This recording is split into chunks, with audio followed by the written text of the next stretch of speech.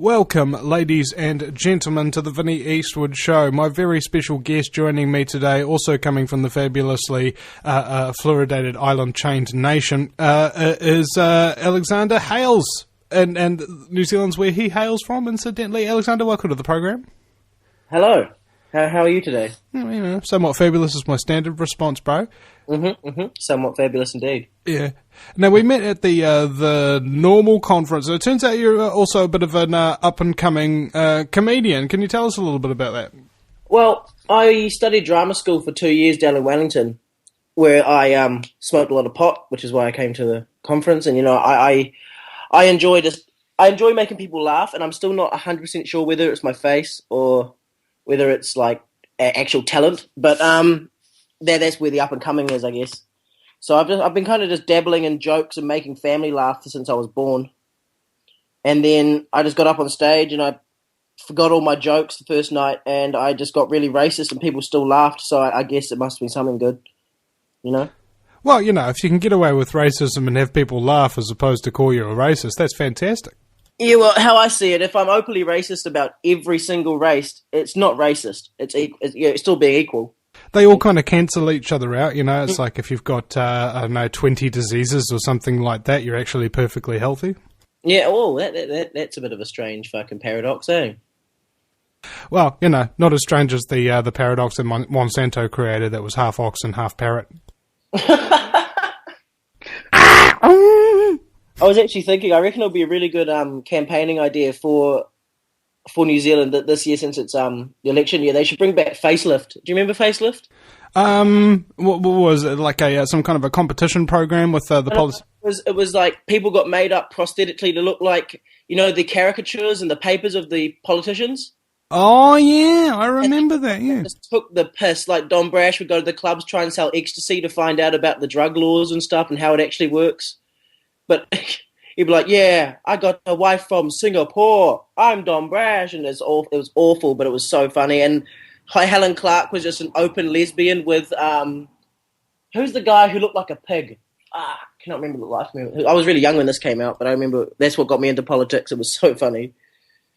Well, in fact, I believe there was laws passed in New Zealand that made it kind of like illegal to take the piss out of the politicians, like against satire or something like that. I remember it being mentioned on Jon Stewart's The Daily Show in the States. Oh, really? And they were probably laughing at that because, they take the piss out of their politician. Yeah, well, it's one of the things, Parliament is sovereign, so they don't have to follow their own laws. And if they break their own laws, they can just change them. Retroactively. Or fire one person who doesn't really have much to do with it. Yeah. It's just some piece of meat for the masses. Here you go, here's a bad guy. Where's the bad? Oh, yeah, true. So I was like, waiting for the bad guy. No bad guy, right? Yeah, well, it's because they're kind of all bad. Well, I can't actually do that, like carte blanche, to say every politician in the New Zealand government is bad, right? I can't remember their names, but the guys who came to the Colorado calling conferences were awesome. And I'm sure they've got a little bit of fucking, underlining things going on there, but they were really interesting to listen to, and really, like, you could kind of agree with their views on why pot wasn't legalized, and that, like, as what they were talking about, kind of thing. They weren't bad people. I honestly believe that it's mainly their leaders, probably.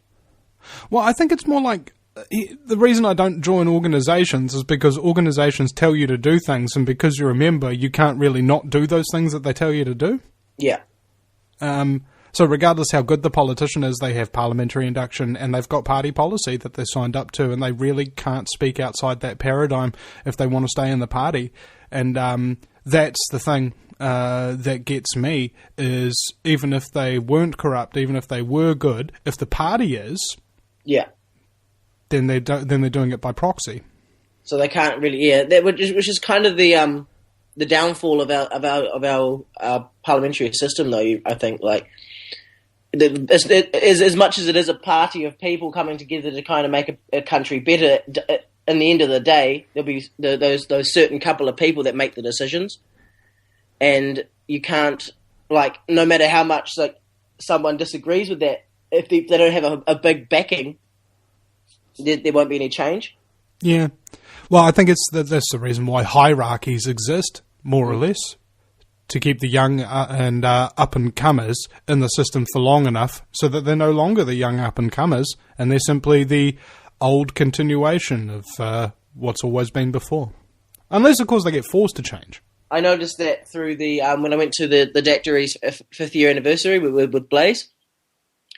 And we went down there and it was all these old guys and I'm like, and me and Blaze having a chat and we were just thinking, you know what, this has to be us. This has to be like my generation and even Blaze's generation and your generation. It has to be us because I don't want to say they're getting too old because they're still doing there are some people from Normal who are still doing some huge things, and like really helping out, but they are getting too old. They need the fresh faces, the new generation coming through saying, yes, we still agree with this. It wasn't a one-time thing, you know?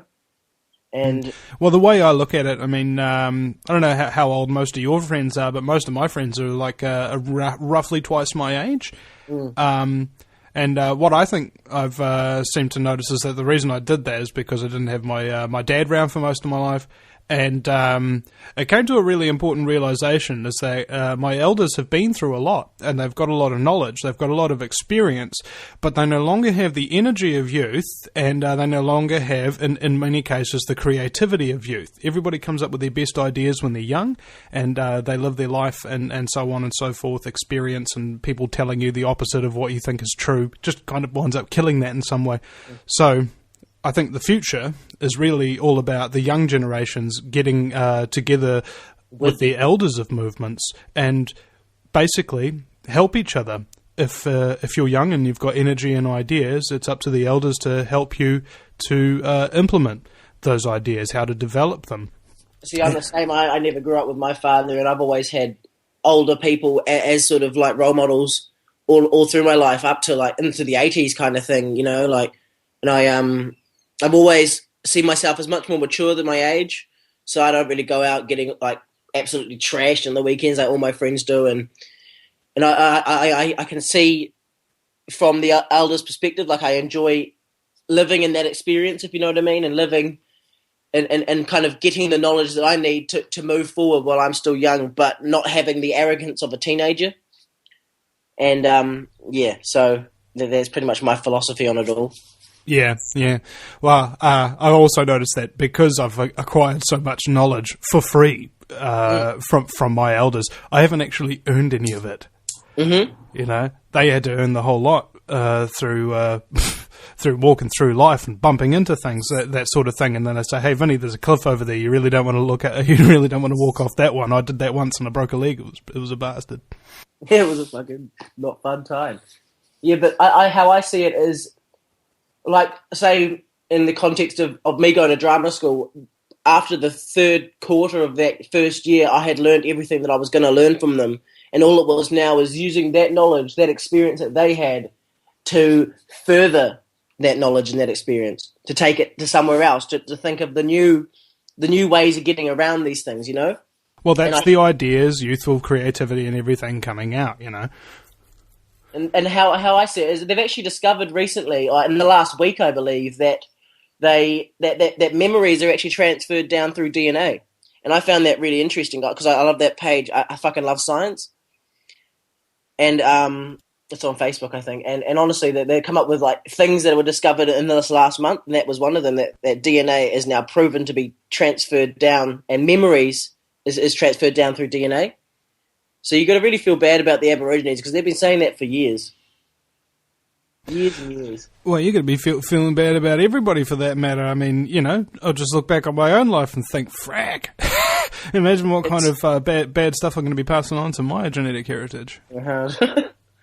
Oh, yeah. Those nights, eh? Those dumb teenage nights that we're going to have to deal with. I don't know. I mean, I'm just now at the end of my 20s and I'm starting to think a hell of a lot about my early 20s and my late teens and looking back in regret. And I've spoken to a lot of my elders about this and they say, yeah, bro, it pretty much happens every decade. Everyone goes to that stage where they just don't want to remember from about 15 to about 29. Either that or you look back. What was the movie Watchmen? It says the future keeps getting darker and darker, but the past, even the grimy bits of it, just keep on getting brighter. Mm. That's such a. I love the Watchmen though. They're such a good. It's like really morally, even though it's such a fucked up movie, you learn so much about because that's how I look at films. I look at life, at what I can learn from the current situation I'm in, or from what I'm watching, or from what I'm reading. It's all a path of knowledge for me, because when I was in high school, I really didn't enjoy learning because I was being forced to learn. But now that I've left school and I'm kind of doing my own thing, I kind of crave learning, if you know what I mean. It's quite a strange sensation. Oh yeah, I think what happens is, as soon as you get out of high school, you realise that, oh my god, now I can actually learn from my own on my own volition, right? Like, I had to do homework on my own, but that was somebody forcing me to do something on my own. Now I can actually do something on my own that I actually want to do. And I realised that I just wanted to get wasted and party up and stuff like that, because I wasn't allowed to do that while I was in high school learning. I agree entirely. And then you kind of leave home, or leave that environment you've been stuck in for fucking 11, 12, 13 years of your life, which is the majority of your life has been spent in education. And I was thinking about the other day, I mean, I don't know how to fucking account my own information. And I'm a stand-up comedian, so I'm self-employed, and I don't know how to fucking do all that tax refund and shit.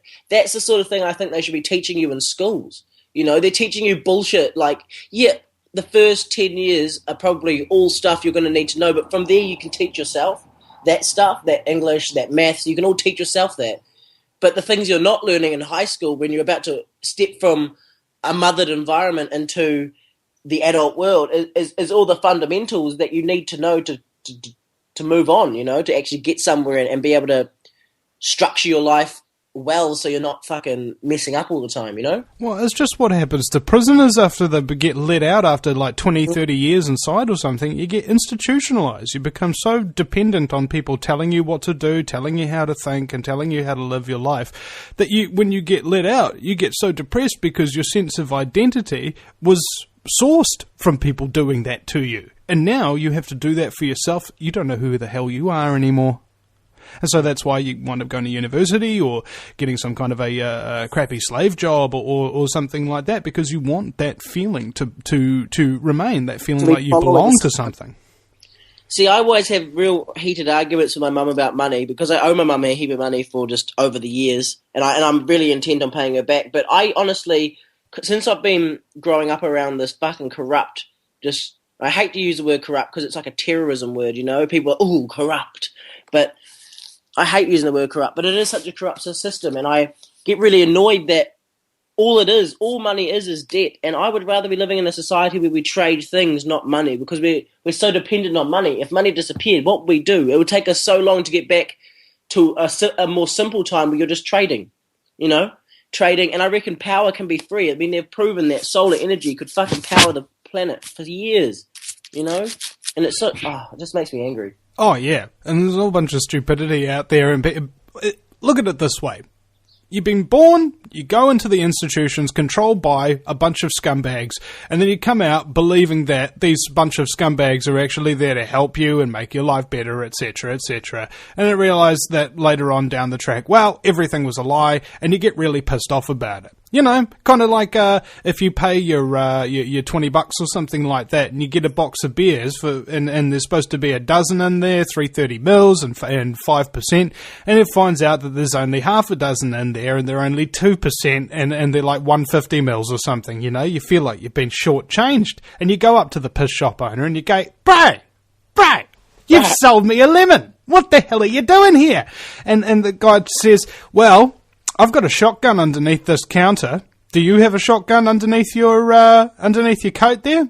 No, I don't. Do you have any offensive weapon with which to actually enforce justice upon me ripping you off? Well, no, I don't. Then get the hell out of my store. Pretty much.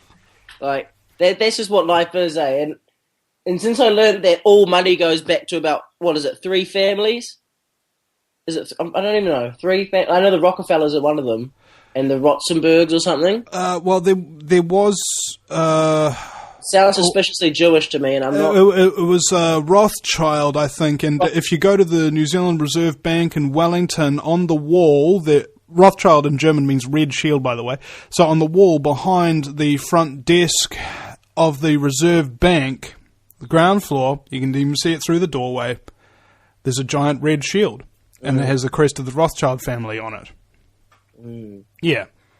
Mate, see, when people say this is, it's anti-Jewish or it's conspiratorial or something, dude, just freaking look!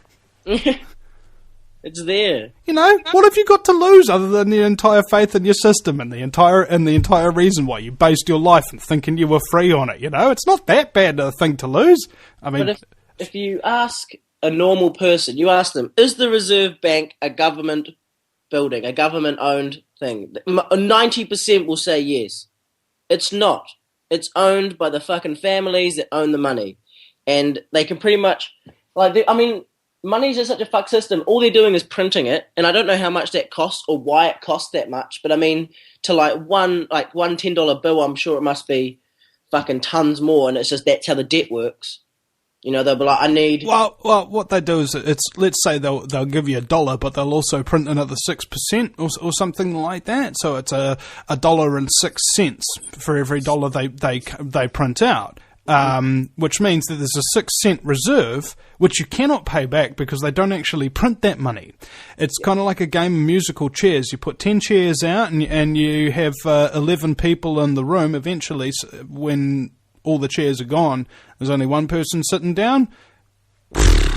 Doesn't matter, bro. You got nothing. All right. It's a mathematically perfected system of ripping people off, which is why John Key was so good at it back in the day. Because he was the smiling assassin, eh? He's still known as that. I met a daughter of one of his colleagues at a party one night in Auckland, and she asked me, Vinny, do you know why they call him the smiling assassin? Not really. She says, well, my dad was working in the same office, and he came in and he fired 200 people on the floor. 200 people, one by one. They went into his office, got fired, walked out crying, you know, how am I going to support my kids and everything like that. You know, how guilty it would make an ordinary person to fire somebody, right? He's doing it all with a smile. And then after it's all done, he walks out of his office with a smile. The smiling assassin. Because fucking that cunt, he has like $200 million, $500 million in the Reserve Bank in America or something.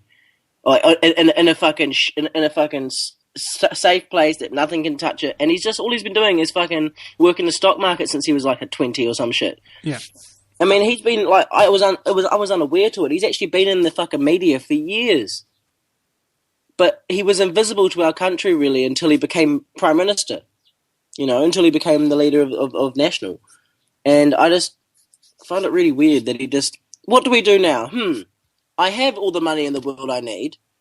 I've already fucked over countless businesses. I'm going to go home and just fuck with their system for like 5-6 years, as long as I can. Yeah. But that new book's come out on him, eh? I'm interested to read that. Oh, yeah. Well, it's going to be great, I think. Look, it's kind of like a... You've heard of Alice in Wonderland going down the rabbit hole. John Key's got this big rabbit hole, bro. Oh my God. He's been digging a grave for so long. The things that he has done. I mean, just even when he was part of the National Party, I mean, what was his name? I interviewed Nicky Hager, and he was telling me about all these things that he was given by a National Party insider, all these private correspondence between the leaders of the National Party, and he said that the way that they referred to their voters would make every single voter never vote for them ever again. Okay, so if you're a National Party voter, supporter, listening to this now, they think that you are an idiot. They think that you are so easy to manipulate that they can tell you blatant lies straight to your face with zero evidence and that you'll believe them. They think that you are sheep and scum to be dominated, to be used as pawns to get their agenda through. Vote for them again. I dare you. And then argue with me about whether or not I was right. Tell me how many times you've voted these people in when they've done what they said they're going to do. It's so suspicious that they illegalize something that is frowned upon in the community, or do something that is frowned upon in the community to make it better every election year. And that's it. What else do? They work for the rich for the rest of the time. National, anyway. I'm not hitting up any fucking other, And I found it really interesting, and I've got nothing against, like, Alistair or any of the ALC guys, because they're really nice guys and they've got some great fucking aspirations. But it's like an aspiring apparition. Yeah, aspiration. Yeah, I can't wait to just appear and knowledge. I aspire to be an apparition. When I die, I'm never going away. I'm gonna haunt you. Ghost trips all over again. I saw that ad from then on. Aspiring apparition, man. No, anyway, I really enjoyed. But what they were saying, what the Greens and the Labour guys were saying were, look, if you're voting for ALC, as much as we may agree with their policies and things, it's still more 2 steps back, 1 step forward, because there's not all the votes going for ALC aren't going for Greens and aren't going for Labour to get fucking National out of the fucking house. But some people believe that how do we know that Labour isn't as corrupt, And again, track record, bro. What has Labour always promised? And what has National always promised? And what have they both never delivered on? Anything that they've promised! Anything they've promised. But anyway, I think that getting Labour through, how I see it, gives us more time to get Greens, because I'm a strong believer in Greens. I want to get their votes up. I need to see them get somewhere. Oh, you need to know your Agenda 21 before you vote Green, bro. Mm. You know about Agenda 21? I actually don't. No? Oh, dude, you got to freaking Google that stuff, man. Well, basically, UN Agenda 21 document signed by Jim Bolger, George H.W. Bush on Prince Charles' private yacht, 1992, Rio Earth Summit. It's basically a stock and stack total communist control system for a world government. Every single thing that we do will be completely controlled. Most of the rural areas will be left back to grow back to nature, and people will be forced off their land into mega cities where they have smart meters, recording devices, hardly any private vehicle conveyance. It'll just be all public transport, totally surveilled. Chips and cards and everything have to show your identity everywhere, even when you go on the bus. Total control, dominance, and system. And guess who's got that as their environment policy? Greens. And Labour, and National, and the Internet Party. What the fuck? Mm-hmm. How? What the fuck? Exactly. And it's because, it's the UN, they're loving, they're caring, they're trying to do the right thing. It's called sustainable development. How could that be bad? Well, it sustains tyranny and develops it slowly. That's how it could be bad. It's pretty much bad from the get-go. Don't say it's not bad and then not prove it's not bad. Just say it's bad and then stop doing it. Yeah, pretty much. That's your problem. Is like, we understand you may be smoking a bit of crack on his yacht, but just fucking throw it away. Like, it's not a good idea. I reckon that will be when I reckon there's a big uprising coming. Not soon, like it's not in the near future, but it's coming, and people are getting more fucking upset about it. It's going to happen. It's just going to take over and we'll start again. I really hope. Or the Earth will end us before it comes to that. I'd rather fucking total genocide, or I don't want to fucking... I'm not going to become someone's sheep for fucking their enjoyment, and just because they think it's right, they don't have the right... I get so angry about that sort of thing. Sorry. Oh, don't worry, bro. You won't be around to enjoy it. There's also an extermination program as well, and they've got concentration camps of a very modern design popping up everywhere, according to a lot of crazy fringe reporters that never get any credence by the mainstream media. So it must be true. All right. Well, thank you very much, Alexander Hales, up-and-coming comic, coming to you on the Vinnie Eastwood Show, ladies and gentlemen. Also, check out our website, thevinnieeastwoodshow.com. There's Vinnie with a Y because it's the most important question in Eastwood, as in go ahead, make my news. And go ahead, make a donation or start up a regular automatic payment today. Well, it doesn't matter whatever you can spare, because I'm out there trying to expose scumbaggery and giving people the mainstream media often wouldn't let them share their ideas, a wee bit of a platform or something like that. So if you just like that happening by proxy, then start up an automatic payment either through the PayPal with your credit card. You don't need a PayPal account, or if you're a New Zealander, you can do the Kiwi bank account there that is on the homepage. Also check out our sponsors, the Gourmet Soap Kitchen in Wagga Wagga, Blue Shield, the High Tea Cafe, and also something to plug in specifically here, and also the 2 books that we have on the homepage, The Range of Illusion by B. Holmes, a nice little novel for you, and also The Crowdfunding Revolution by Kevin Lawton. We'll be right back. Welcome back, ladies and gentlemen, to the Vinnie Eastwood Show, broadcasting from the fabulously fluoridated Auckland, capital of the island-chained slave nation of New Zealand. And it's just so fabulous that they've stopped testing for radiation on all the imports from Japan. That makes me feel like I could sleep at night, except when I have a Geiger counter next to me. My very special guest today is I just interviewed an up-and-coming comedian, and now he's already up. Comedian. His name's Gish. Welcome to the show, bro. Thanks, man. Thanks for having me. Well, tell us a little bit about yourself, backstory, the whole jazz. You got websites or nothing you want to plug? Well, yeah, you can probably, I got my Triple O Gish fan page, which is actually my Gish page, but you find it by doing Triple O Gish, because my Double O Gish, it's a personal page, and everyone goes to that one, so I've got to try and flick them all over to the other page. That's a bit of a pain in the butt skis, but, it's what you do. I don't know, we'll pop those links on the interview for you, she'll be right. Sure. So how'd you get into this gig, bro? How do I get into this gig? I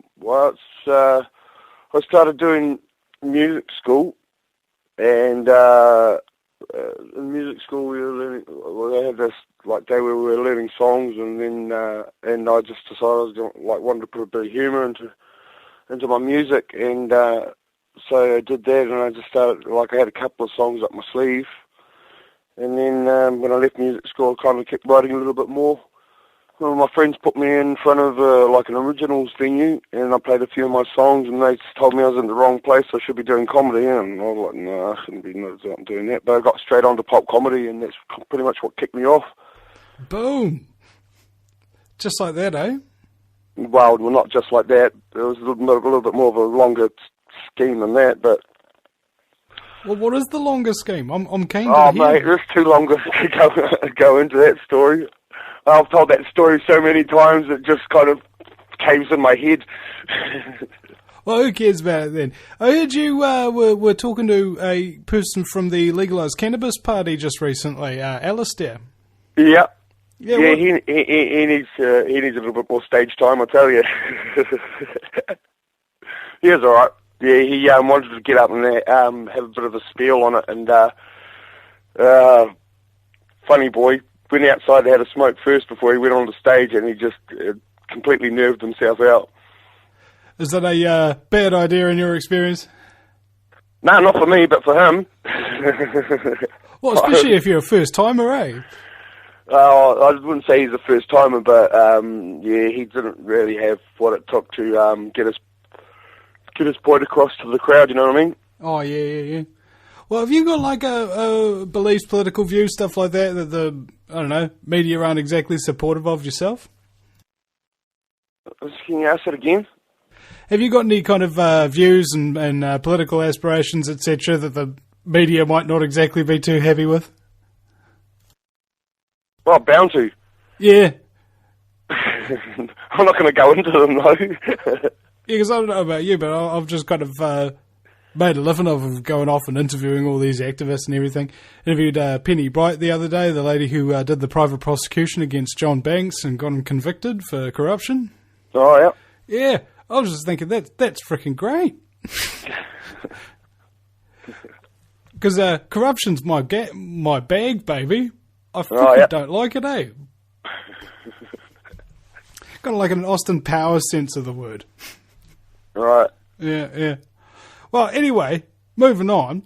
What do you? I hear you're kind of getting around there, and I think you've played some big halls and stuff, haven't you, for the comedy festivals? Oh well, yeah. Was that you with the 2-string guitar and the shaggy hair and the New Zealand Comedy Festival, big theatre full of people? No. No. No. I've never played a 2-string guitar. How many strings was it? I've always had all the strings on my guitar. Oh, nice. Sorry, might have been my mistake. Maybe even extra ones.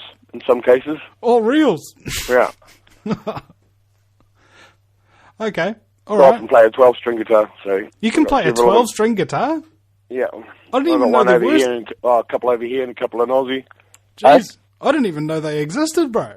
You didn't play. You need to get out more often, bro. Sounds like it. Because, me and my mate have been playing music a little bit recently, and I'm just kind of amazed by the acoustic flamenco guitar at the moment. Oh, yeah. Yeah, that really fast finger-picking stuff. Whew. Yeah. Yeah. Is that a bit of you, is it? Oh, yeah. Well, it just seems like it takes a lot of skill and it's really, really hard. So it's kind of one of those things that I'd never really attempt to do. Yeah, right. Yeah, chuck it Yeah. in the too hard basket sort of thing. Other people have skills like that. I don't. Yeah. That's right. How long have you been playing the guitar? I picked it up when I was 15. Shoot, boy. How old are you now? If it's not a personal I'm in question. my 40s. Oh, okay. Let's go 41, around about. You know, you must be real good right now. How many hours a day you practice?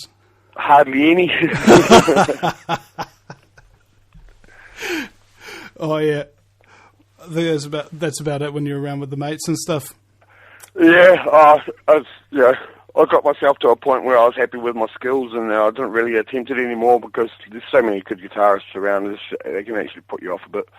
Yeah, it's not So, like worth competing. I've got my crack in the industry, so I just follow that, you know. Oh yeah, I mean, dude, you know, you've found your own style, which very few other people have actually got, and you've managed to make a career out of it. Yeah. Can't fault you. Sure. Who the hell could? Oh, lots of people. Well, bugger them. Yeah, bugger them. Yeah, at the end of the day. It's like, oh, you're not got a slave job and a slave, getting in the slave traffic. Oh, what an idiot. It's like, dude, yeah, I'm living my own life the way and expressing myself in the way I choose fit. And yeah. I'm actually making a living off it, and I'm surviving. And I don't have to do what other people tell me to do in a lot more ways than most people have. That freedom. Yeah, but I still got to listen to their shit. Yeah. Do you? I'm not allowed to say that word, am I? Go for your life, mate. You can say whatever you want. Sure. Yeah. Because I think this keep is my what... shit to myself then. Well, I don't know about you, but I really hate those kind of regulations where you can't actually say what you want to say. Yeah. Yeah. Sure. A little bit too much of that. Ever since frickin' high school. Hey? Ever since frickin' high school, primary school, whatever. There's all these sort of things that we can't say. Yeah. Yeah. We say them all the time anyway, and we think them, so what's the difference? Yeah. I'm not too, is this an interview or a conversation? It's a little bit of column A and a little bit of column B. Ah, okay. Sure. I've just been going for like 5 years. Basically, I bring a person on, and they get to say whatever they want to say. Oh, sweet as. Yeah. Sure. It's just kind of like two people like meet at a cafe, have a coffee, and have a convo. Just I 3,000 don't meet people listening. at cafes. Have you seen my look? Is it like a what did I hear somebody describe it as? It was like a Māori cousin it. Was that about right? A what? A Māori cousin it. Like, you ever seen the Addams Family? A Māori cousin it. Yeah. Okay. I'll run with that. Totally fuzzy, totally Māori. Yeah. About right, I thought. So what's the problem with cafes then? With cafes? Yeah. I don't know. You're going into a league out of my conversation, bro. Or a conversation out of my league, more like. Well, take it back into something that's more your style, mate. You got the platform. Well, I was more thinking of if I could just answer some questions that would be a little bit more, rather than kind of delving into my own life and talking about crap that probably people don't want to hear. Well, here's the thing. That's what every other interviewer does. Whereas what I want to hear is what all the other interviewers never get to hear. Yeah, well, I'm not good at talking about myself, really. But anti-narcissistic, eh? Eh? A bit of an anti-narcissistic bloke. You know, You're not in love with yourself? No, shit, no. A lot of people like that in so many of the entertainment industries, I've found. Have you seen that kind of I'm so full of myself, totally dishonest swagger about people in the industry? Yeah, totally. Well, I'm not going to name anyone. Well, no, not name anybody, but let's think of it as a symptom.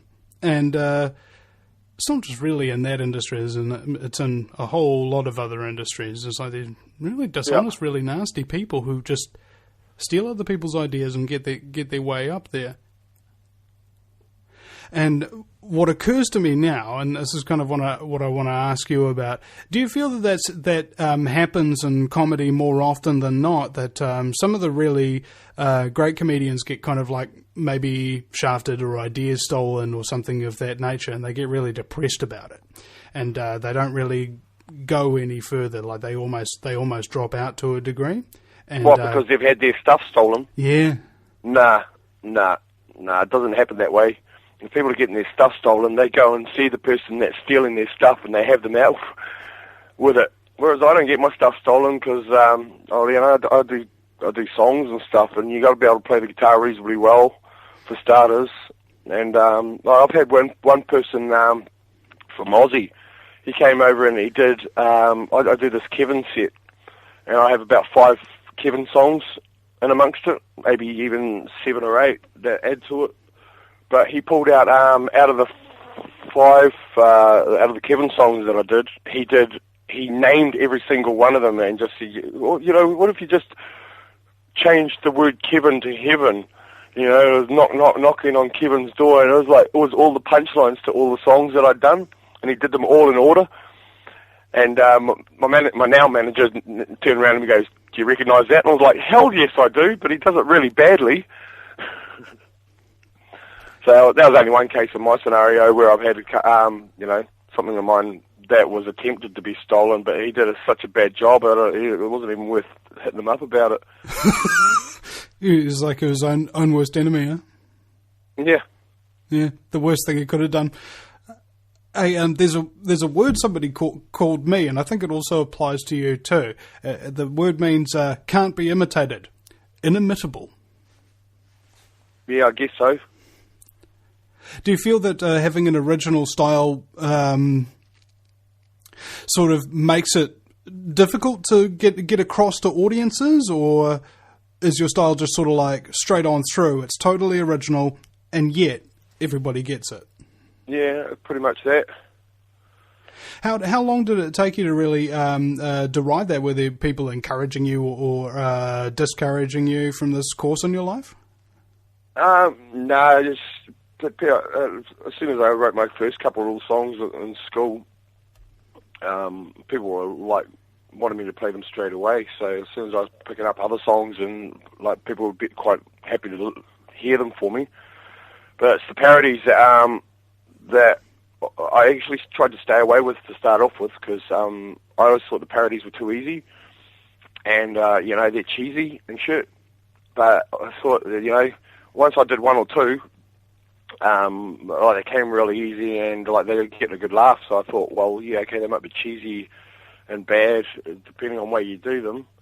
But the way I was managing to get them out, people were as where people would normally find musical comedy bad, done out of bad taste or something. A lot of people were actually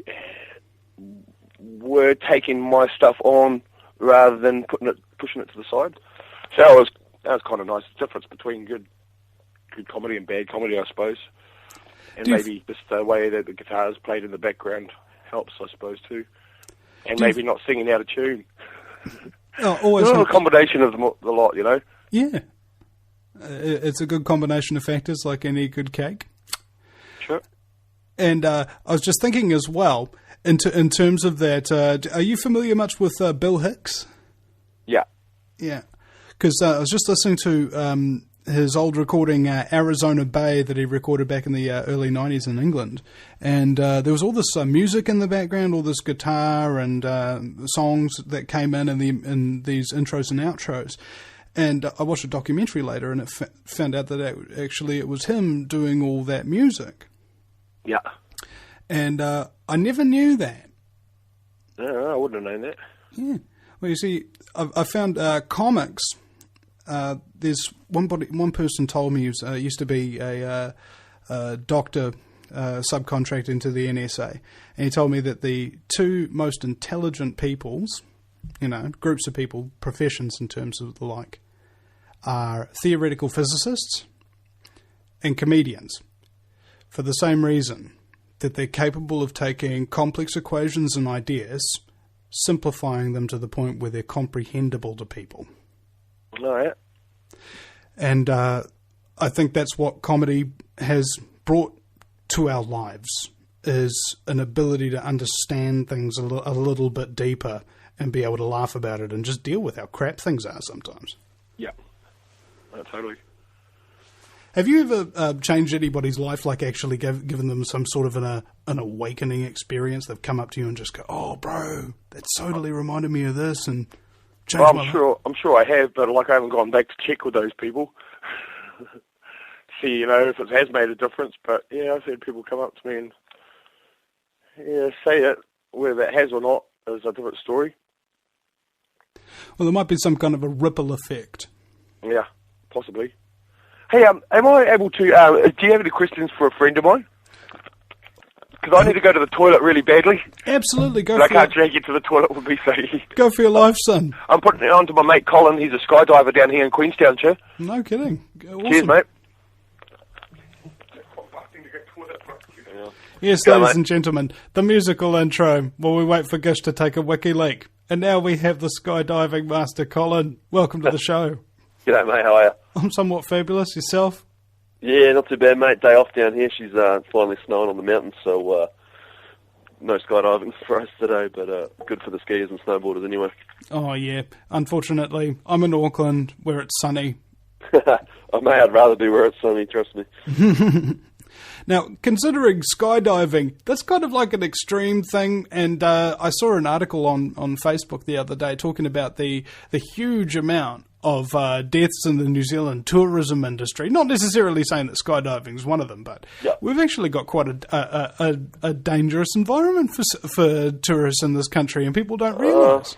Yeah, big differ. Being in the industry, seeing it from the other side, it's quite stringent and safe, to be honest. Obviously there is a high volume of tourists coming here, and New Zealand is seen, and particularly Queenstown is seen as the adventure capital of the world. So that we have like a concentrated group of people coming to this country specifically just to do these activities, and saving up the activities to do them all in New Zealand. So of course, per capita we have obviously a lot more people exposing themselves to risks, because let's face it, any kind of adventure activity has risk involved, and that's why you do it, because you get adrenaline from risk and it's fun. So I was curious as to whether or not they were including hiking and things of that nature in those statistics, because there's shockingly large amounts of people who go. There's news stories every year about people going missing on the mountains and never come down. Yeah. Yeah, I have no idea. I'm only familiar with the adventure sort of adrenaline-related activities that I sort of participate in. But it's so safe. Like skydiving these days, it's not like back with the old round parachutes and stuff. It's so safe that you're at more risk on your way to the skydiving operation in the van or driving there, rather than when you're actually jumping out of the plane. That's the safest part of your journey. And I found that incidents like this, they sort of do get blown out of proportion by the media. Like, of course. Wasn't there some plane that crashed in a field before taking off last year or the year before? Yeah, that was 3 years ago now. That was on the West Coast, Fox Glacier. But yeah, that's really the only sort of the major skydiving incident. Obviously unfortunate, but planes taking off, planes crash every day. Regardless of what they're being used for, it was just unfortunate that that one was for skydivers and the media jumps on it. Mm-hmm. Well, it's like it's the exciting news story of the day. If it bleeds, it leads. Yeah, the news is just always the stuff that we're quite vicarious as humans, so they give us what we want to see on the news to capture your attention. I completely agree. And I think there's the difficulty here is being able to watch the news anymore and actually take it seriously. You know, it's like grab all the shock sort of headlines and run, make a story out of nothing. Well, see, I'm sick of waiting for the next big thing. You know, frack that anxiety. I mean, that's why I don't watch the news anymore. I mean, because the anxiety will kill you faster than the events that are covered on the news ever could. Oh, of course, you turn TV on at 6 o'clock and it's just, war, AIDS, famine, death, depression, recession. You look outside and it's just sun shining and birds tweeting in the trees, mate. So that's Bill Hicks, by the way. I didn't make that up, but you just live your own life, mate. You may as well go and have fun while you're here and not sit in front of the TV watching all the bad stuff that's happening in other parts of the world. Yeah, well, I think it's like, because we sit there in this constant state of, oh my God, breaking news, breaking news, breaking news, breaking news. We're like constantly on edge. We've got our adrenaline going the whole time. You should save your adrenaline stores for things like skydiving, people. Exactly, yeah. Turn the TV off and get outside, mate. It's my 2 cents, mate. I'll pass you back over to Gish. Okay, all right. Cheers. How's it going, mate? It's going pretty sweet. You had quite a good conversation with old Colin there. Yeah, I heard you got out a lot about his life. Well, it's kind of what I do. I'm like the priest of talk radio. But it's a terrible world anyway. And now, speaking of which, in the realm of professional comedy, criticism. Have you noticed that you're almost above it when you're on stage? Like, if you talk in the political sphere about sex, race, ethnicity, or politics and things of that nature, you get chastised, you get one group or the other coming after you and tearing 7 colours of crap out of you. Yeah. What about if you do it on stage? You just get people laughing. Yeah, no, it's not always like that. I've had Māori guys, girls, nanas, grandfathers come up to me and tell me that I'm way out of my league with the comedy I'm doing, so I shouldn't be doing that because it's racist and shit. And it's like, well, it's nothing about the racism that I do it for. It's the stereotypical way that people look at me, and the way that I stereotypically just give it back to them. They have a laugh out of it, so I take it to stage, and then there's the people that get a little bit righteously conscious, and they get up and they have a big, stir up a big fuss about it. I've had to stop my show plenty of times for a couple of people like that, Oversensitive? Oh. Or do you think they've got a point? But righteous about their beliefs. Well, I found it's when people get offended like that, it's an emotional reaction, and there ain't actually a whole lot of thinking involved. No, it's just, too serious. Why does somebody who's too serious go to a comedy show? Oh, because, they think everything's going to be a joke. Everything's a joke, but, they don't, when you start hitting on things that are true to life, that you want to, make a joke, that's when they get all fucking serious about it. And it's not actually because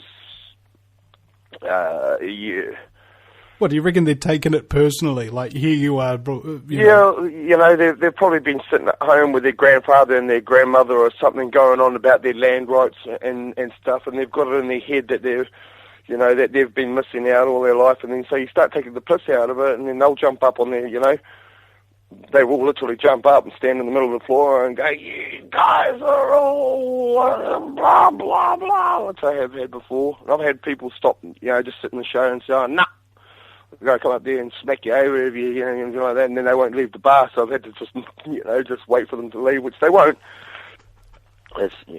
Sweet mercy. Yeah, no, there's some people out there that can't handle it, for sure. What, you ever had bottles thrown at you? No, I haven't quite had a bottle thrown at me. Whew. Thank God for that, son. But I have, there has been the odd nasty comment that has come back to the stage, like people have wanted to rip my throat out. Well, as long as they don't, you can keep singing songs that piss them off. Yeah, well, I'm not the sort of person that likes to go around pissing people off, Yeah, I'm just making lemonade out of lemons here.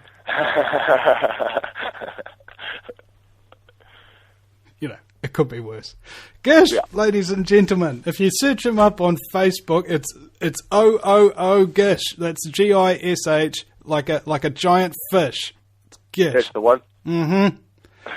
And if you check out his comedy on, I think there might be some of his stuff on YouTube and stuff. It's pretty freaking funny. Thanks, man. But as again, two best pieces of advice that I've ever been given in my life. By the editor of the New Zealand Journal of Natural Medicine, no less. Number 1, don't take yourself too seriously. Number 2, don't take what other people say about you personally. Yeah. Thank you for listening to the Vinnie Eastwood Show, and thank you, Gish. Cheers. And we'll be right back. Welcome back, ladies and gentlemen, to the Vinnie Eastwood Show, broadcasting from the fabulously fluoridated Auckland region. It's so nice with water scarce surfaces and all of that kind of jazz. Hey, they're now charging for wastewater back the other way, So not only the water you drink, but also the water that goes down the sink, they charge you for. You got to love that shit. My very special guest right now is, I believe, Wyeth Chalmers. Is that how it's pronounced? Nice. Oh, look, it's good to be here. It's good to be here. Well, tell us a little bit about yourself and what it is you do, because we're doing a little bit of a Comedians of New Zealand sort of soiree here. And I'm not unfamiliar with your brand of comedy. Okay, well, as you say, my name is Wyeth Chalmers. I've been doing comedy for about 6 years now.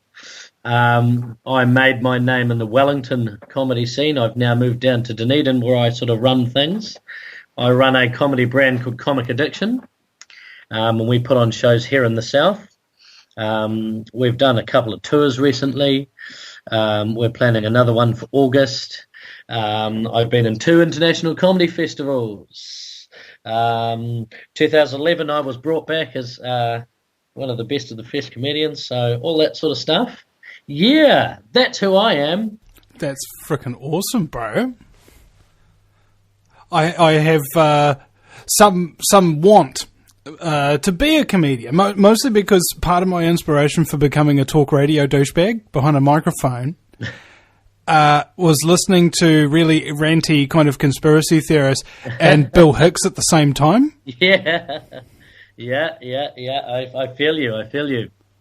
Well, do you have sources of inspiration that you draw on or things that just keep you going? Because, I don't know, sometimes it's really hard to see the lighter side, for me, at least. I mean, I'm always watching comedy and listening to as many new comedians as I can. I probably don't find enough time for that as I'd like, because one has to make money and things like that as well. But comedy certainly is a great passion of mine, and I think my ideas for comedy just come from stupid people. And fortunately, we're in a country that are just full to the brim. And so I can really play on those idiots. Yeah. So literally, when you walk in any city or town in the country, you were literally waltzing through a gallery of comic inspiration. Oh, yeah. That's just the thing. Like, it could be anything.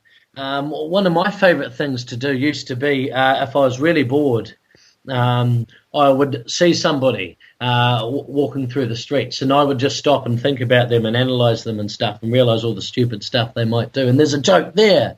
Or my brain is very fast. It works all the time. I never really switch off.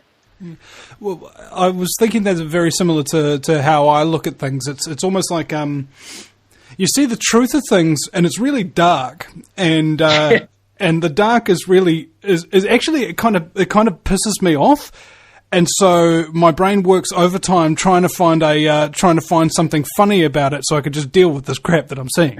Yeah, that's right. We're desperately clinging and scratching the darkness to try and find some way to deal with it. Yeah, I agree with you, man. I mean, the diamond in the rough. The diamond in the rough, yeah, it's there. There's that pinhole of light. What's that going to be? Let's run towards it. Yeah. It doesn't make sense to me in terms of it's almost like there's a prestige in presenting the news, and there's almost like a lovability or laughability with comics, and to me it's actually become reverse, that I get my news from the comics and I laugh at the news reporters. Yeah, exactly right. That is the way the wheels are turning. Because we're always finding things out, like every time before I get up on stage, I'll find out what's just happened. There's my opening material, what's going on right now. That's what I'm talking about, I'm always changing and updating my material all the time. I'm not talking about the old stuff. I'm here. I'm present, Well, you have to be in the moment, isn't it? Yeah, that's right. That's right. What do you feel is like the importance of, say, timing in comedy? Timing, yes, you have to have a very astute sense, I suppose, of comic timing. For example, none of my jokes are written down. I just know that there's a whole lot of pinpoints in my head somewhere, and I need to run towards those as best I can throughout my sets, try and get back on track. Because I'm always jumping around and things like that. But, timing. Timing is very important. Well, what is it that makes timing so important? I've been wondering this lately, because you'll see certain times where we have these brief pauses, and then a comment that's even slightly quicker, and those sorts of things they turn into. I'm not sure what it is. If it's some sort of shock mechanism in the brain, whereby it's very similar to when you put a car in first gear and reverse at the same time. The car just goes. Yeah, exactly right. Yeah, pretty much. That's a good way of looking at it. I think everything doesn't want to work at the same time, so you've got to use pauses. You've got to use. For example, actually, I'll jump to this because my brain's working now. There's those old jokes, and if you've got a classic joke, you know how it's told. There's one way to tell it, with these pauses here. If you don't put those pauses in, then the joke's fucked. I have actually noticed that, like. I don't know if you ever tell jokes to your siblings, but I've been trying to tell a joke to my sister, but she was about to start watching Game of Thrones, so I wanted to tell her as quickly as possible, and it wasn't funny in any way, shape, or form, because it was just kind of like rambled out. There wasn't any effect. Yeah. Or if you're telling a story about a party, you should have been there, it was so funny, and then it seems really stupid afterwards. Because obviously you're not captured. Yeah. What's that, sorry? Well, the reason why it seems stupid after you say, you should have been there, it was so funny, because obviously I wasn't there, bro. Yeah, that's right. That's right. So there's no point in telling a story if you can't capture the funny elements of it. And as a comedian, that's our job, of course, capturing those elements. Yeah. And you weren't there. You weren't inside my brain, but this is what was happening. So I found those stories are really great from personal experience. Like my mate Red, he's not a comedian or anything, but he can spin a yarn, right? And he was talking about how he went to Aussie, and one of these drug dogs came up to him. And he says, "Oh, doggy, how did you nice?" The dog goes,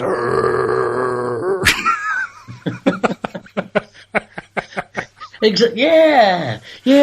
I've always loved going into backwater pubs and talking to the guy with no teeth that's half blind and pissed as shit in the corner. They're my favourite sort of people to talk to.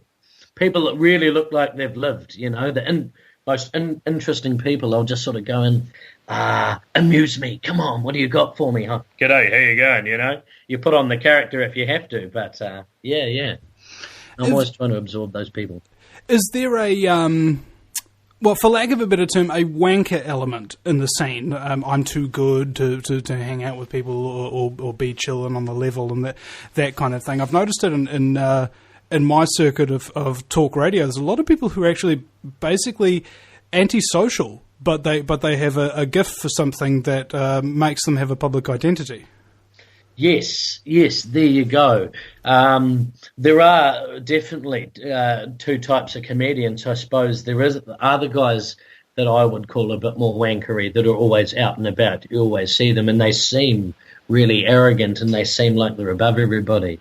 And there is a bunch of those, but then there are just the people. I suppose I'm a bit more like that as well. Like I need my me time, you know, because I also do tour guiding and stuff as well. You know, I'm always speaking, talking to the people, doing edgy tours.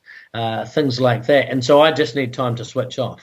You know, every day I just come, and that's it. I'm finished talking. You know. Yeah, and there's a point in the day where you just go, "Excuse me, please, I can't have this conversation right now. I'm having my me time." Yeah, I've actually just said too many words today. That's it for now. I'm strung out. That's me. I'm finished now. I've turned off. Well, it's kind of like what happens to cheerleaders in high school. Apparently, they get hoarse throats and they can't talk. They're just not allowed to. Yeah, right. Yeah, well, it's just like they're screaming chants and things like that during practice for hours, and they basically, their voice just goes sometimes. Yeah, or religious nutcases taking a vow of silence, yeah. Yeah, I think there's a little bit of a column A and a little bit of column B going on there. Yeah, I'm pretty sure. Well, it's a reciprocal relationship, and this is the thing that I wanted to talk about in terms of being in the public eye, being on stage, across broadcast media, festivals and things of that nature. It gets to the point where you realise that you have less capacity to know the amount of people that can know of you. And exactly right. There is no possibility that you will know as many names of people who know your name. That sort of thing. Not talking about it in an arrogant sense of the word, but just thinking simple numbers. Yes, well, there is only so many people you can know, and people go, "Do you remember me? I was at this show. I was at that show. I, talked to you 10 years ago on the TV. All that sort of stuff." And you go, "Oh, did you just?" Like I get letters and stuff from like people that have come on my tours. I get a lot of fan mail and things from that element as well. People wanting to come to my shows, and they expect you to remember them. But I'm really great at talking to someone in person when I've got no idea who they are. No, it's a talent I've learnt. Me too. I mean, like if you can't remember their name, I go for the personal pronouns, like a word that stays instead of a name, like bro, dude, or cuz, man. That sort of thing, yeah. And then you'll throw in a compliment there, like, "Oh, they're nice shoes, they do you justice. Anyway, what can I do for you?" Which throws in a bit of positive reinforcement, and they feel better, and they don't care that you haven't said their name. Often I profess ignorance and shame, and say I apologise. I have a terrible, appalling memory, and I've forgotten your name. Again.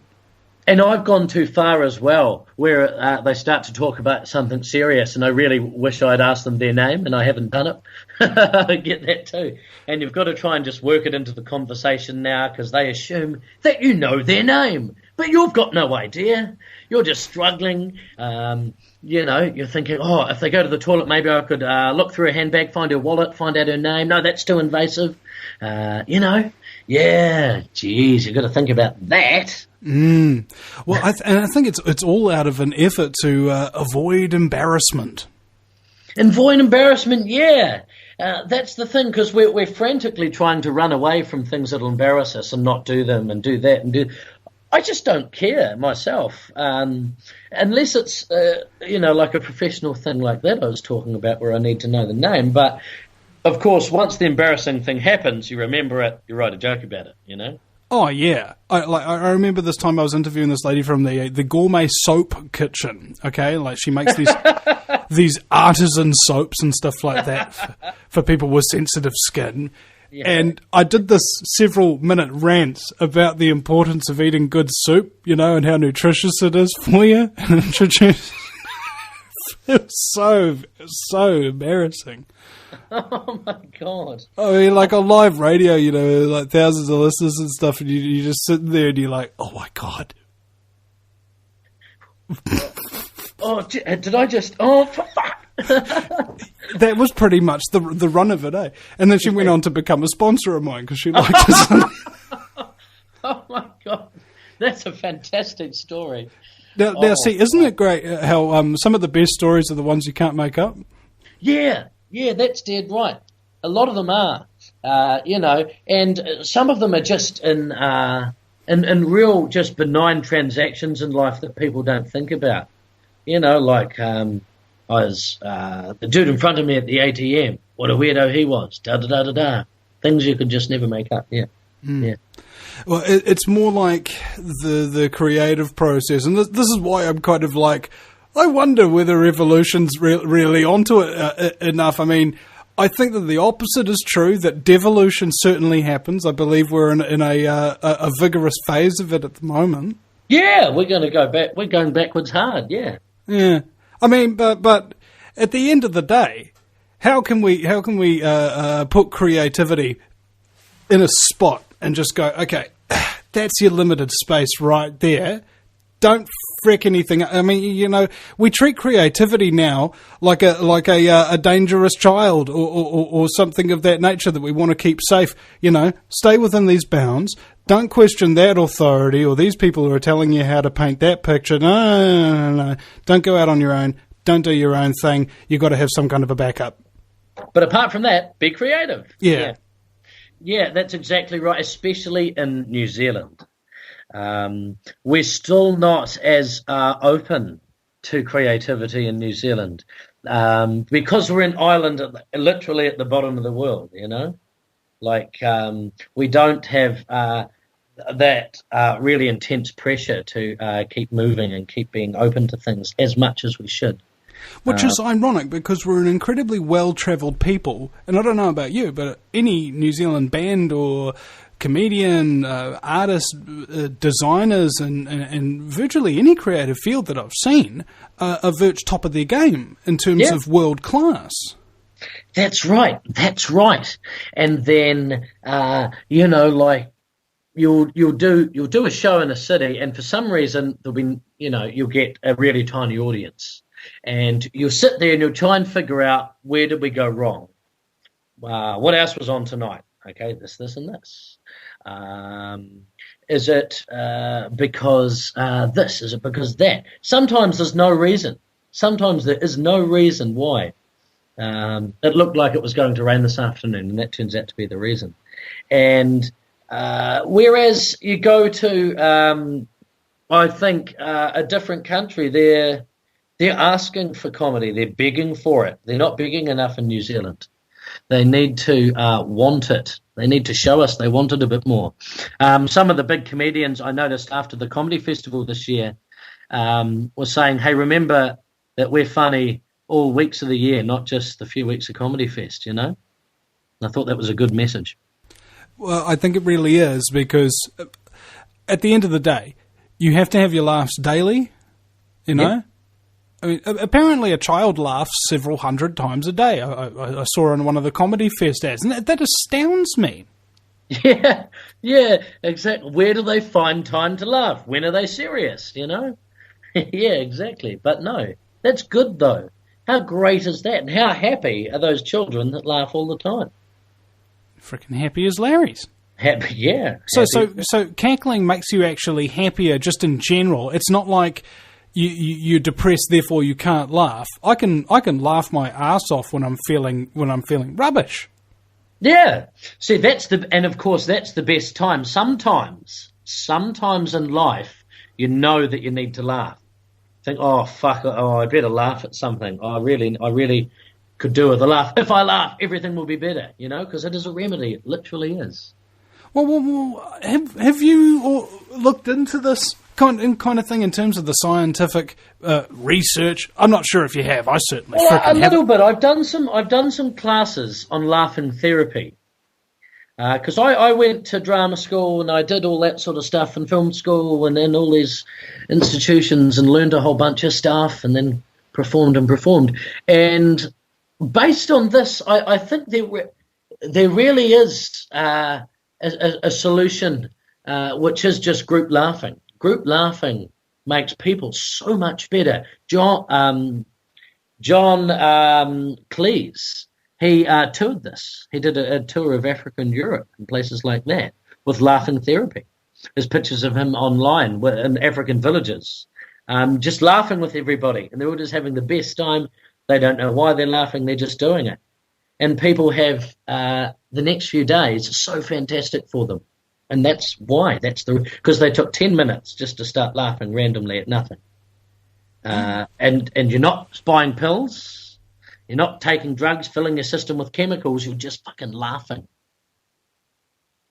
Well, at the end of the day, if it's that powerful and that much of an antidepressant, wouldn't the drug companies try and shut comedy down? Oh, God, that would be something. See, now, and one of my earlier shows this year, I did a piece on drugs. I was talking about pills, and I was talking about this new Viagra drug and things, and I was laying into them. Fortunately, we had one of the comedy shows filmed for a TV episode earlier this year, and I just chose not to. I said, I won't do the drugs tonight, because I always try and have a theme for my rant for 20 minutes, for 30 minutes, for whatever, during a show. And, see, if I had done that on national television, I wonder what would have happened there. But, yeah, I suppose the drug companies are against comedy. Well, I don't know about you, but I haven't seen a whole lot of these drug company pushes out there with big beaming smiles on their face in the congressional subcommittee hearings and stuff like that, No, actually, it's funny you mention that, because, I was talking about the two people that advertise all the drugs from New Life Pharmacies, that do all the television advertisements. Now, we probably think that they're pharmaceutical reps, that they're scientists or something. But I worked out that their title is something like Corporate Pharmaceutical New Drug Public Interface People. That just means... public relations. Yeah.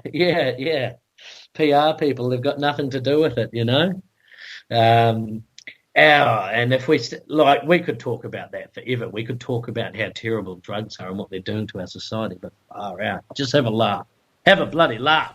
Yeah, I mean, at the end of the day, it's a hell of a lot easier to pop onto YouTube and watch a video of a comedian and have yourself a laugh than it is to pop down to your local doctor, get a prescription with a pill that has about 200 side effects, including death, suicide, murder-suicide, liver failure, kidney failure, and scratchy skin. Scratchy skin, brain hemorrhaging, and rashing. Yeah. All those little words that we never read because we're just keen on a quick fix. So are there any negative side effects to not taking stuff seriously? Oh, sure there are. I mean, I can't tell you how many times important people to me have said, Wyeth, come on, take it more seriously. But that's just the nature of being a comedian. Like, I do have a very serious side, but sometimes I don't bring it out when I should. Well, again, as we mentioned earlier, it's all a matter of timing. It is a matter of timing, my friend. In terms of getting this show on the road, we're coming to the end of the segment now, Wyeth. I very much thank you for your contributions to the show. I've actually been having a few chuckles back here. If you have a website or some way of shamelessly self-promoting yourself, go for your life, because the show's very much like a bathtub, works not too well without a plug. Absolutely. Comic Addiction on Facebook is our group. We're doing a show at Purple Rain in Dunedin on the 7th. We're doing a show in Invercargill on the 9th of August at 33 Live. And we're doing another show in Wanaka, yet to be decided. Oh, that's going to be very nice. And we still have like another minute or so here. And lastly, can you tell me what's one of the funniest things you've ever seen? I mean, in terms of your favourite comedians, one of the greatest jokes you've ever heard. One of the greatest jokes I've ever heard is my favourite comedian is probably Frankie Boyle. His outlook on life is fantastic, talking about Scottish people. Look, Scottish people need to relax more, which is why when we eat our shortbread, we always have some heroin with it. Just to relax a bit more and ease into the dull, depressing life and the drizzle of Scotland. He's one of my favourites. Oh, that's gold. Oh man, well it's been fun, Wyeth. I thank you very much for your time, and I also just wanted to give a wee plug for a few of our sponsors before we cut off to break, ladies and gentlemen. Of course, check out the Gourmet Soap Kitchen from Wagga Wagga on there on the VinnieEastwoodShow.com. Volcania Coffee International, that's going to be starting up very soon. It's the very first world coffee company to ever be started specifically for the purpose of funding the production of alternative media like the Vinnie Eastwood Show. So there's a new business model for you. Check them out on Facebook there, Volcania International. Also, I wanted to give a special mention to the Blue Shield EMF protection devices. Mate, I unplugged mine the other day. I got sick in like 30 minutes. And after I got sick, I'm talking about like a bit of a headache here, then came the rage. Oh, yeah. Apparently all this EMF bouncing radiation wireless and crap and stuff is like emanating everywhere. But if you got like one signal, and it works the same with tuning forks that's stronger than the other signals, then all the tuning forks tune in, i.e. the cells that are interpreting the signals tune into the strongest one in the room, which is the Blue Shield, which is a non-radiation signal. Same one like 7 hertz frequency or whatever it is of the Earth, the natural one. Cancels out all the rest. Reduces your stress. Freaking amazing stuff. They even put it on cows, gave them 10% more milk production in the Waikato. I found that bloody amazing myself. Wyeth Chalmers, my very special guest. Thank you very much, and we'll be right back after the break, ladies and gentlemen, at the VinnieEastwoodShow.com. Welcome back, ladies and gentlemen, to the final segment of the Vinnie Eastwood Show. There's been a wonderful episode so far. We've had so far 3 comedians, and now we're going to round off the episode with our final. His name is Ants Heath. Ants, welcome to the program. Hey, mate, how's it going? Somewhat fabulous is my standard response. Not bad. Would you be able to enlighten me as to just a little bit about who you are and what it is you do? A little bit about myself. I do a bit of stand-up comedy these days. I'm trained in street theatre and physical and experimental theatre forms. I've worked as an improviser for years. I'm also the nominated representative for the Rimataka Award for the Aotearoa Legalised Cannabis Party. Very, how should we say, very publicly open about the fact that I enjoy cannabis for recreational purposes and that I think that the law against it is bullshit. Yeah. Yeah, I'd probably say so. The drug law comes down to this. Do you know somebody who's ever used cannabis? Yes. Do you want to? Do you think that they should be in jail right now because of it? No. Time to change the fucking law, mate. Yep, pretty much, man. But as long as there's money to be made by putting people in jail, we'll have to keep fighting on. Oh, well, thank God for private prisons, eh? yeah, it seems like a great idea. I mean, what would we do without them? Not be incarcerated, still be around your family. Free, I don't know, not be afraid of police officers. Who knows? It's just too complicated. I just prefer slavery. Yeah, well, I work in a call centre, man. It's pretty much the same thing. Yeah, that's kind of how I did it as well. Doing the call centre thing. Are you doing telesales or are you doing inbound? I'm inbound nowadays. Yeah, no, I don't do the outbound anymore. For those of you listening who still struggle with that, good on yous, but you're welcome to it. Yeah. There's more money, but there's also a hell of a lot more emotional stress in the job. Oh, so much more stress. So much more. Now, in terms of the New Zealand comedy scene, what kind of area do you like to focus on? I mean, because I sent out this message asking for New Zealand comedians that were somewhat anti-establishment and whatnot, and your name came up. I'm wondering what led you to all of this. Yeah, well, that was, I believe there was Alistair Gregory who sort of tipped you off about me. He's the Wellington regional manager for the ALCP.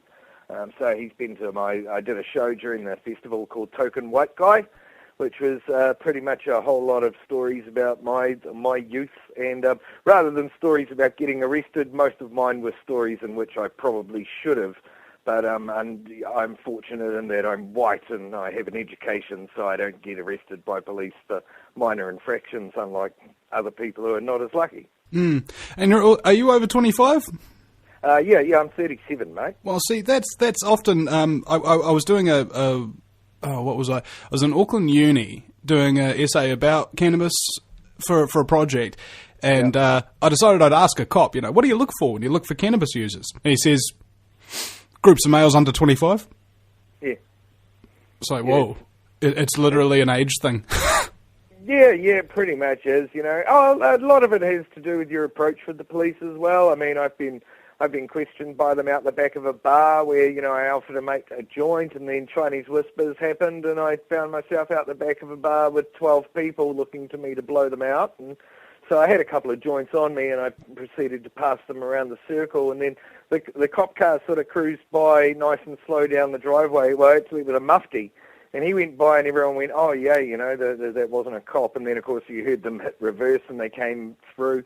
And at the time, I was probably in my 20s.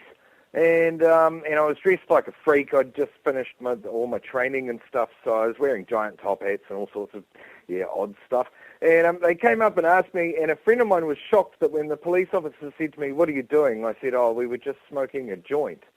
And a friend of mine said, "Well, yeah, that's like the worst thing you could possibly say." And I pointed out to him, I said, sometimes the police ask you questions because they want to know the answer of the question, and then other times they're just deciding whether they want to be a prick or not. And I was smoking that joint openly as he walked towards me, and he saw me flick it away, and I reeked of weed, so there was really no point arguing that one, And because I was up front and said, oh, look, I was just smoking some weed, they thought that because there was a big group of straight-dressed people standing around a freak that I was obviously selling some kind of pills. And once I said, look, no, I'm just having a joint, they said, oh, well, just go back inside and have a nice night. Matey potato. Because they probably would have had to arrest everybody at the party for smoking a joint if they arrested you. The paperwork involved, what a bloody hassle, So as it was, they only singled out me and another guy to be searched anyway and questioned. And, because I'd been up front with them, I mean, most police officers are aware of the hypocrisy of the situation that they're under.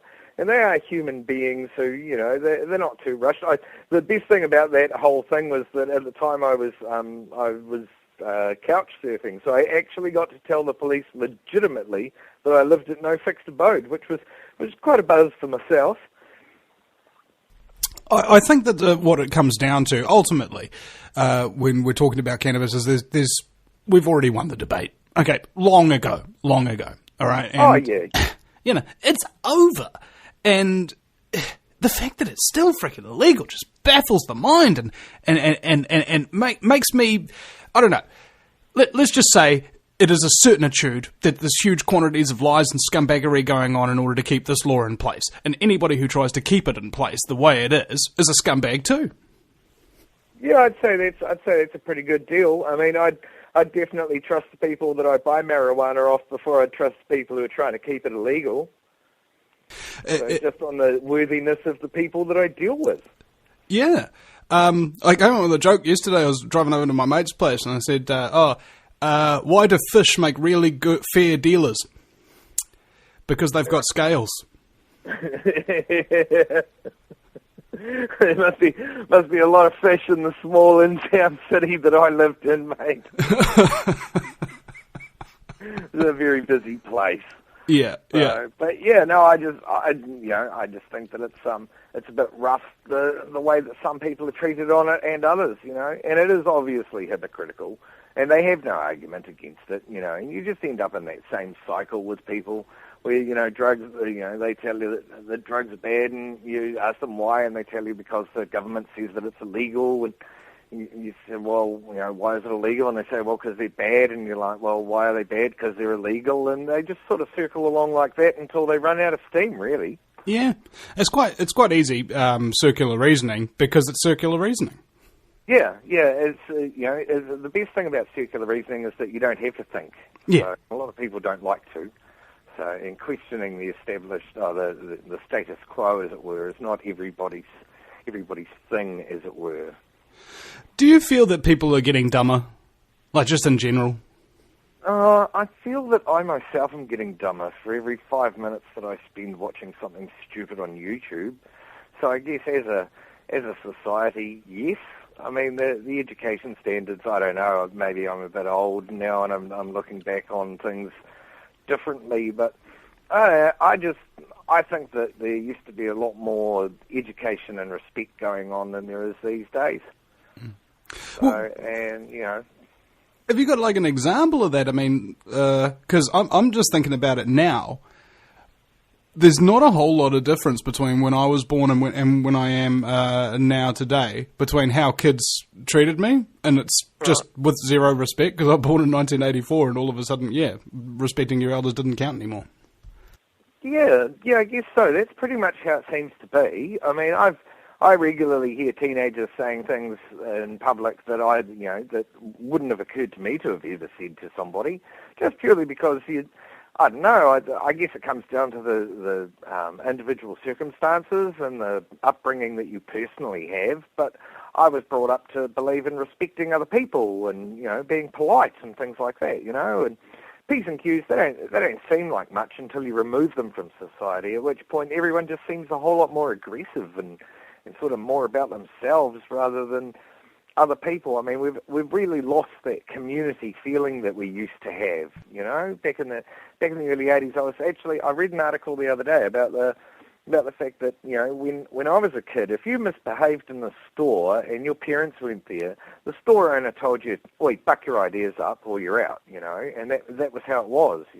Now, if he tries and does that now with a teenager, the teenager's likely to turn around and point out, well, actually, under the Bill of Rights, and I have rights as a human being, and you can't tell me what to do, and you're not physically allowed to remove me from your store, and if you call the police, they're not going to come, and there's really no one for you to call. My parents don't care either, so, get fucked.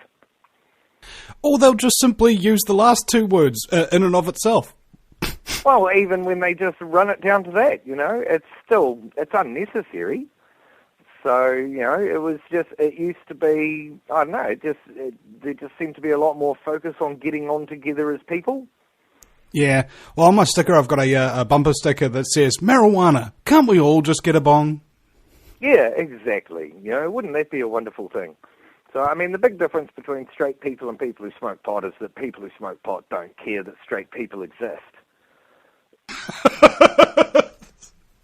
I would think it's a very similar story to back in the day. The CIA conducted a whole bunch of mind control experiments on people under MK Ultra, which got exposed a while ago, and they did tests on people's brains with all sorts of different drugs.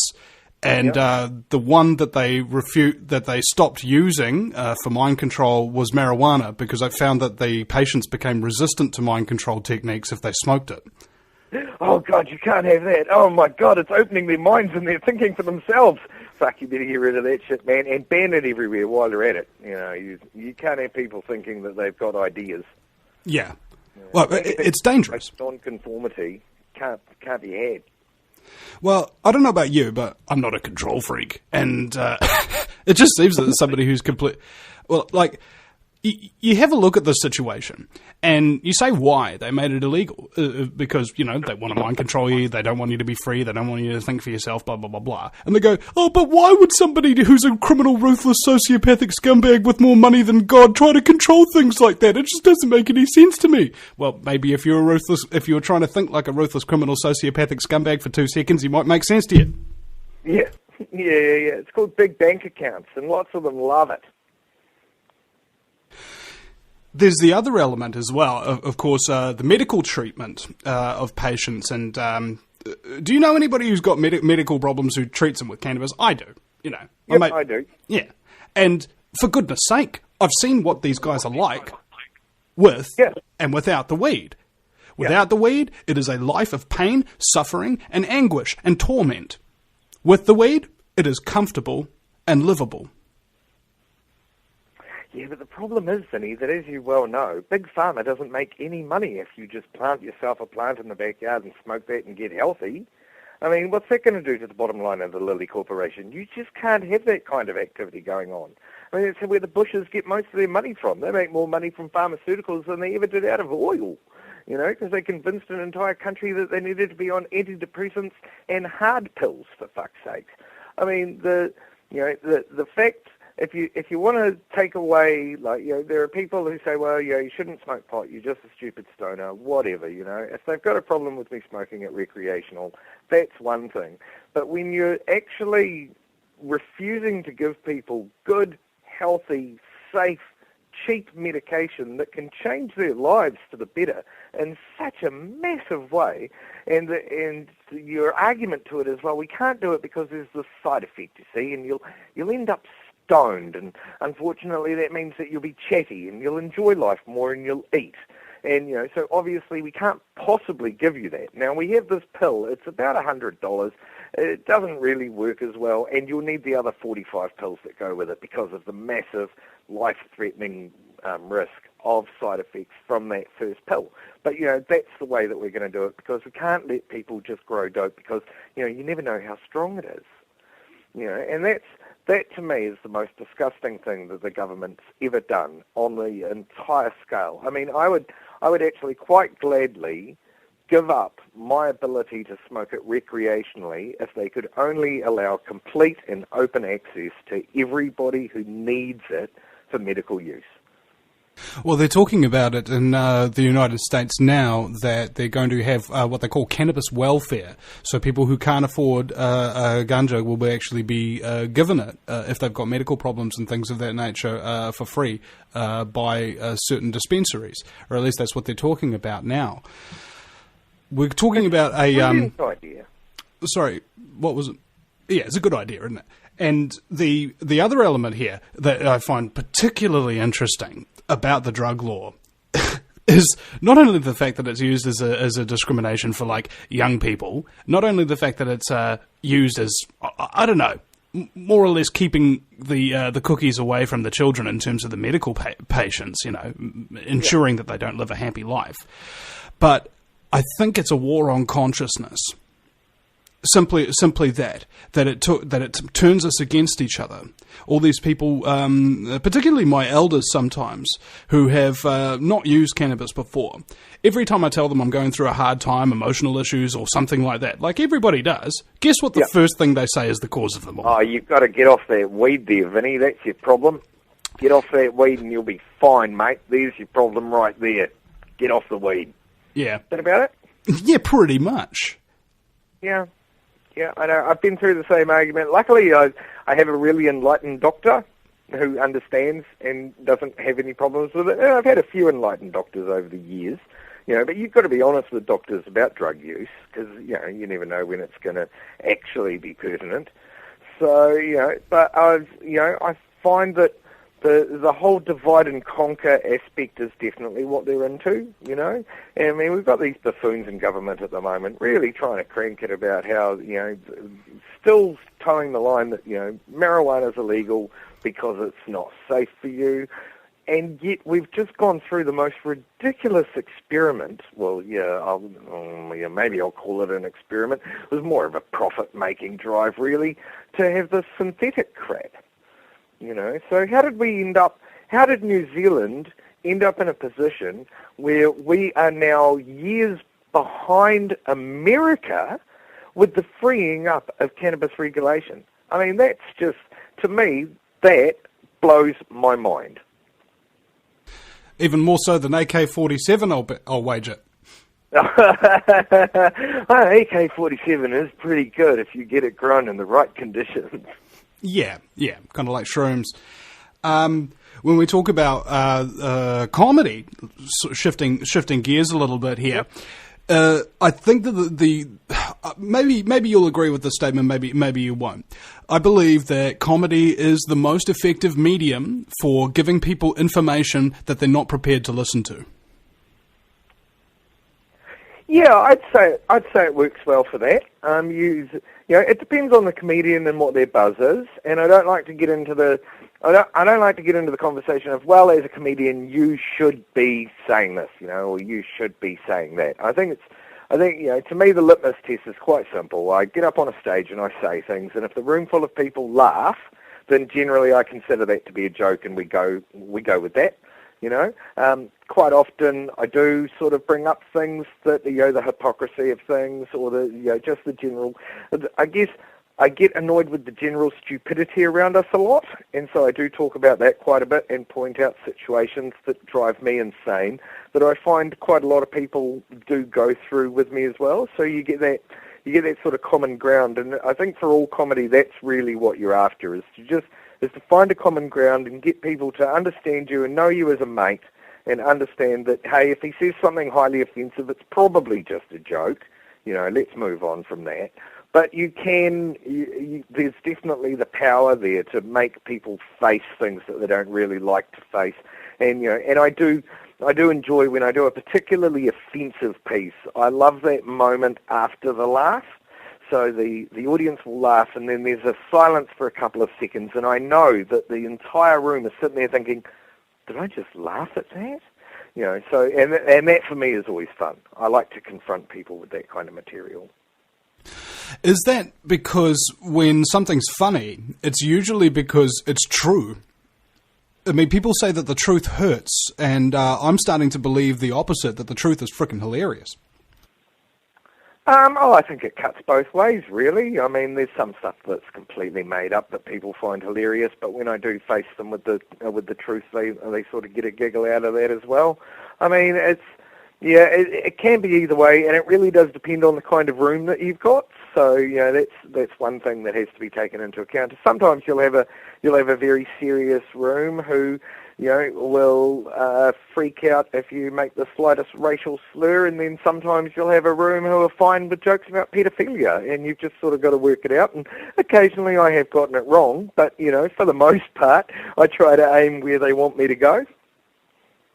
Well, that reminds me, I was at the classic comedy bar one time filming my sister doing her gig. And one of the guys who came out on stage had, like, the worst set you could ever conceive of in your life. As in, the highlight of it was questioning whether or not he's a pedophile on stage. And it was just not funny. And it made everybody really uncomfortable. And then and then he went off stage, and I think he took like an extra 5-10 minutes on his set that he was supposed to. He's just sitting there waffling, rambling, didn't realise that his set was over. And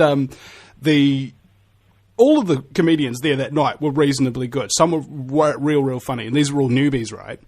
And the guy who was sort of, the professional comedian there who's like introducing everybody or whatever, he comes out on stage and he goes something along the lines of, all these people here are like my children, and somebody shouts out from the from the crowd, "You've had at least one abortion," and the whole crowd like uproared with like huge applause and stuff like that, and it was so ironic that, the head comedian was like, I've never actually heard people laugh that loud at an abortion joke. Yep, it's all about timing and place, and you just got to, like I say, there are some that believe that there are hard and fast rules. I'm just not one of those people. Now, my question to you is, can you even teach somebody how to be humorous, or is it just a natural thing that you work out on your own? You work out your own timing, you watch other comedians, it's not like a mentoring thing? I think it's one of those things. I think that if you really, really want it, if you wake up every day and you just get, fucking, I want to be a comedian, then with enough work you can get there. And I think that there are some people working who are possibly, they're just really hard workers. I guess it's, I'm from the theatre industry originally, and it's just like the theatre industry, is that you'll have some people who, you'll have different ranges of talent and then different amounts of work. And if you're really talented, then you don't necessarily have to work so hard, and you just sort of fly through it. If it's not so natural to you, then you can work on it. There's tons of classes. I mean, God, the internet gives you enough information now, but you can learn how to structure jokes and things like that and have very well scripted work. So, yeah, I think it's pretty open opportunities, really. It just depends on who you are and what kind of comedy you want to do. But the number one thing is you have to really want to do it, because, it's bloody hard work, and you've got to die on stage a few times, which is never nice. Yeah, I would say so. Now, last question before we have to wrap up the show here is, have there ever been any wonderful experiences or maybe bad experiences that you'd like to recount? Something that happened that maybe was a little off topic or off script that was just like so frickin' funny that you've remembered it up until now? Oh, at a gig? Yeah. It'd be a really drunk chick who showed up for a gig that I was emceeing a few years ago during the comedy festival. And she came in, and she was quite rowdy with her mates, and it was a rookie lineup. And there's nothing that'll scare a group of rookies more than hearing some drunk cow just going off at everybody, So she'd sort of started to kick up a wee bit during my opening set, and I'd laid it down pretty quickly to her. I chatted to her a bit. She was wearing a white tracksuit and drunk, so I called her hut bride, that kind of thing, and just sort of explained to her that, look, I'm the MC and I've got a bit of experience, and if you want to throw stuff at me, that's all right, because I'm pretty lazy and I don't write material anyway, so it'll just fill my time. But if you could just leave the other acts alone, that'd be great, because they're rookies, they've got their sets all lined up, and you'll just throw them and everyone will have a bad night. And, so, of course, she went on to lambast and give absolute, terrors to everybody to the first act who got up, which had the rest of the rookies sweating bullets. And I pointed out those, the next one when I was about to go on, I said, oh, no, she's going to ruin the whole night. And I said, no, she won't ruin the whole night. He says, oh, what do you mean? I said, I'll watch. So, I got out for my second bit and said, oh, are you having a good night? And she went, no, and I knew because she'd been arguing with her mates. And she said, no, and I said, oh, I know what happened. Did your whole night go sort of pear-shaped? And she's like, yeah. And I said, oh, did you have a great night planned? And just everything turned to poo. And she's like, yeah. And I said, yeah, well, that's great. That happened to me as well. I mean, what happened in your case? Did you have some drunk bitch show up at your gig and not learn to shut the fuck up? And, that was probably, for me, that would be one of my favourite moments on stage. Yeah, the heckler kill. I had to be nasty, but when I get to be nasty with them, it is quite enjoyable. Well, I found the nasty heckler slapdowns to be some of the best. There was one gig I was at where there was a really overweight Australian comedian, amateur, and somebody shouts out in the crowd, "Why are you so fat?" And he says to him, "Because every time I fuck your mother, she gives me a jelly bean." Yeah, I mean, sometimes I like to, I always do the conversation with them first and let them know that, no, that's not really on, and I'd rather that you just, quietly enjoyed the show. But there comes a point, especially if they're really drunk, where you just have to be brutal, because I need it to be over and done with. It has to be made quite clear, no matter how drunk they are, that this is not going to continue, and they're not going to ruin the entire night for everybody. And, I've been on the receiving end of it myself as the drunk heckler guy, so, I do have compassion for them where they're coming from, but everyone else has paid for their tickets and expects to enjoy their night as well. Wonderful New Zealand comedian Ants Heath, ladies and gentlemen. Ants, where can people find more of your material and find out when your next gigs are and whatnot? Oh, they can check me out I'm on Facebook, like most people are, so if you check out the Book of Face, Ants Heath, token white guy, you'll find that, and I put updates there for all of my future and upcoming gigs. Right, thank you very much for your time today, mate. And thank you very much, ladies and gentlemen, for listening to the Vinnie Eastwood Show. Bear in mind, this is a predominantly listener-supported broadcast, so if you want to keep these broadcasts going and giving people a platform to speak about things that, well, basically the mainstream media will never give you 25 minutes of just frickin' airtime to say whatever you want, so if you want that to continue, please go to thevinnieeastwoodshow.com. That's Vinnie with a Y, because it's the most important question, and Eastwood hasn't go ahead. Make my news. And go ahead and make a donation. And start up those automatic payments as well. $5 a month, $10 a month. We have certain listeners who do $100 or $50 a month and things of that nature. All of it is simply just to, pay the expenses of life so that I can continue to expose scumbaggery and help the innocent. We'll see you again sometime, ladies and gentlemen.